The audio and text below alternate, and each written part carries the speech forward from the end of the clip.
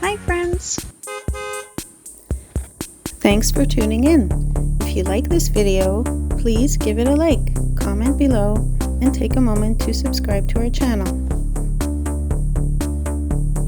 Welcome to McCreery Drive on Macombers Island in Presque Isle, Michigan, a scenic route that winds along the waterfront with beautiful views of Lake Huron. This area has a long history, with settlers arriving in the early 1800s and developing the island for fishing, boating, and summer homes. Macombers Island itself has been a quiet retreat for locals and visitors, offering peaceful roads and charming landscapes. Over the years, it has remained a place where people come to relax, explore nature, and enjoy the slower pace of island life. Whether you're here to take a leisurely drive, enjoy the waterfront, or explore the history of Macombers Island, McCreery Drive is a perfect way to experience this peaceful part of Presque Isle. Thank you for joining us on this tour of Macombers Island, Michigan.